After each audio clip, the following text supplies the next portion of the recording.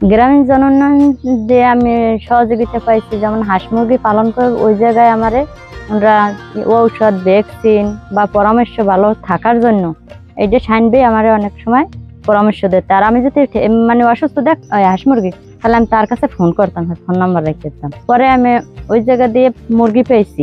এরপর ওই উদ্যোগে আমি হাঁস পালন করি। রাজা হাঁস আছে, পেশি হাঁস আছে, এরপর মুরগি আছে, আমার দেশি মুরগি, পোলট্রি মুরগি আছে, তারপরে ছাগল আছে, গরু আছে 4টা। এবার পাশাপাশি আমি এবার খেতে সবজি কামাই করি। সবজি আগে তো কামাই করতাম না, ভালো বীজের জানতাম না। ওই জায়গা দিয়ে আমি ভালো একটা বীজ, কোন বীজটা রইলে কিরকমের রইবে, কোন সময় রইলে কিরকমের রইবে, এরকম একটা পরামর্শ পাইছি। আবার হাঁস মুরগি পালন ঠিকই করছি, ওইভাবে বুঝি নেই যে কিভাবে ওরার সেবা যত্ন করতে হয়। পালছি হইলে হইলে, না হইলে একভাবেই করছে। কিন্তু ওই জায়গা দিয়ে আমি এই পরামর্শটাও পাইছি যে এইভাবে যত্ন করলে কিভাবে শীতের সেজন আইলে চারিধারে ডাকিয়ে রাখতে হইবে, গরমের সেজন আইলে বাতাস দেওয়ার জন্য এই খোপ আবার ফাঁকা রাখতে হইবে, জালি দেওয়া যদিও, কিন্তু শীতের সময় শীত আমাকে গায়ে যেমন লাগে ওগো গায়ে এমন লাগে, ওইটা বুঝতাম না।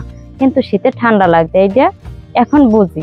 মানে যেই দেখে আমার হাঁস মুরগিরা তো রাস্তার সাইডে অনেকে প্রশংসা করে, মানে ভালোই উদ্যোগ। কিন্তু উদ্যোগটা আমি হয়েছি তার কারণে, গ্রামীণ জন উন্নয়নের সংস্থার কারণে। সামনে আমার একটা দোকান আছে, গ্রামীণ জন উন্নয়ন থেকে আমি টাকা আনছি, 65,000 টাকা লোন আনছি। লোন আনিয়ে আমি একটা দোকান, সামনে একটা দোকান করি স্কুলের সামনে। তো ওই জায়গায় আমি বাচ্চাদের জন্য খাবার নিজে হায়াতে তৈরি করে, মানে উৎপাদন করে খাওয়াই, বিক্রি করে আমার ছেলের নিয়ে।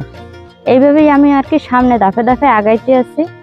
পরে যাই মনে করেন এটা পরামর্শটা নেওয়ার এতে আমি অনেকটা আগাইতে আছি।